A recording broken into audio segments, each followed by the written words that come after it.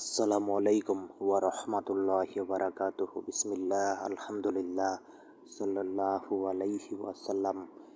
যে কাজটি করে মারা গেলে কোনো মুসলিম ভাই বা বোন এই কাজটি করে মারা গেলে আল্লাহ পাক রব্বুল আলামিন তাকে কখনোই ক্ষমা করবেন না। যদি এই কাজটি করে তিনি মারা যান, সেটা হচ্ছে শিরিক।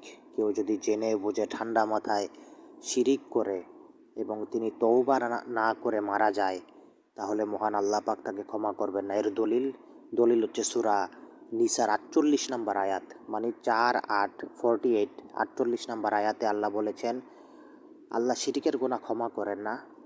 এছাড়া অন্য যে কোনো গুনাহ তিনি যাকে ইচ্ছা তাকে ক্ষমা করেন। সুবহানাল্লাহ। এর অর্থ হচ্ছে শিরিক নিয়ে যদি কেউ মারা যায়, তওবা না করে শিরিক নিয়ে যদি কেউ মারা যায়, তাহলে তিনি চিরস্থায়ী জাহান্নামী। সে যদি পৃথিবীতে মুসলিমও থাকে তবুও সে চিরস্থায়ী জাহান্নামী, কারণ সে শিরিক নিয়ে মারা গেছে। এই জন্য আমাদেরকে অবশ্যই শিরিক হয়ে গেলে সাথে সাথে মহান আল্লাহর কাছে ক্ষমা চেয়ে নিতে হবে, মানে তওবা করতে হবে। শিরিক নিয়ে মরা যাবে না। শিরিকের নিচে যত পাপ আছে আল্লাহ চাইলে সেগুলো ক্ষমা করেও দিতে পারে যাকে ইচ্ছা তাকে, কিন্তু অন্যান্য গুনাহগুলোও তো ভয়াবহ, কিন্তু শিরিকের গুনাহ হচ্ছে এমন ভয়াবহ যেটা নিয়ে কেউ মারা গেলে তার বাঁচার আর কোনো পথ নেই। আল্লাহ পাক আমাদের শিরিক মুক্ত হয়ে ঈমানের সাথে মৃত্যুবরণ করার তৌফিক দান করুক আমাদের সকলকে। আমিন। আসসালামু আলাইকুম।